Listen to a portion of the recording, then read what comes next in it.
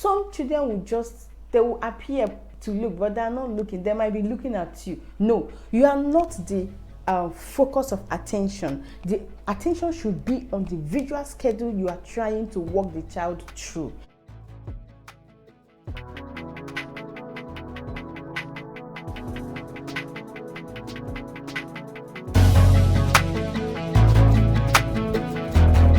Hi beautiful people, this is Gift again. So this is the second part of the video I did on visual support. In my last video, I spoke about visual support. I tried to define what it is. I tried to say examples of visual support or forms of visual support, and also I explained uses of visual support. So I will link the video up so that you can watch the video. So in this video, we're talking about why do we use visual support? Why is it necessary for us to use visual support? And then how do we use visual support? And lastly, I will be talking about types of visual support and what you can use them for. Yes, so let's dive right in. So why do we use visual support?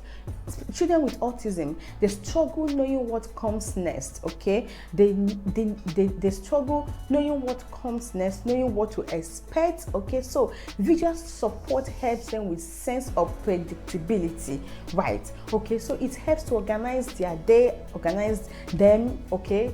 You know, it's about routine, and then tells them after this is what comes next. So they have a better and clear understanding of what they are expecting, okay? So visual support also helps to foster independence in a child. You can imagine, okay, let's say you are teaching a child how to brush his or her teeth, and you are using visual support. You've broken the steps down, okay? So the child just goes in. Initially, you might have to help the child go through the process, but at some point, you will see that the child is gaining a lot of independence, trying to do things, just following the pictures or the routine, trying to do it on his or her own. So it helps to foster independence. Visual support also helps to break down information in a way the child will understand it for easy understanding, okay? It breaks down that very large steps, okay, that big activity into bits by bits, very simple step that the child will be able to relate, okay? So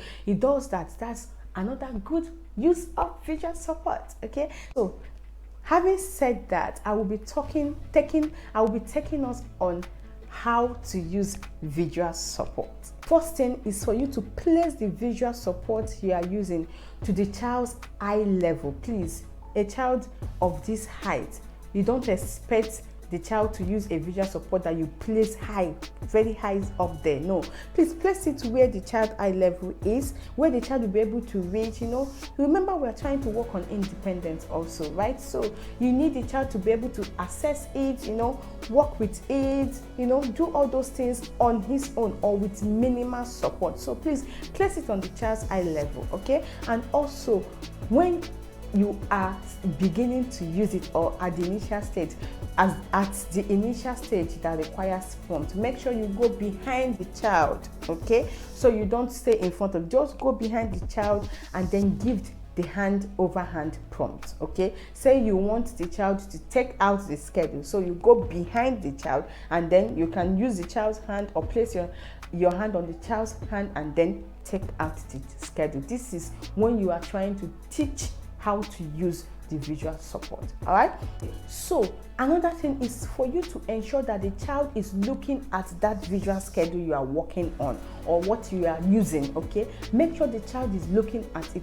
Some children they will appear to look, but they are not looking. They might be looking at you. No, you are not the focus of attention. The attention should be on the visual schedule you are trying to walk the child through, okay? So it's very important to make sure that the child focus on what you are trying to show the child, okay? And also, please use relevant words, key words. Don't use too many words, okay? If, let's say, you want the child to take out circle time and it's time for work time, so you go on the board or where you place the visual schedule and you say, okay, circle time is over, take it out. So with the hand prompt, right? So next is Work time, you see, simple words. Not, okay, let us go, take out your circle time, put it inside the van, put it the next time. No, you're bombarded. It's too many words. Use relevant keywords when you are trying to communicate to the child about the visual schedule.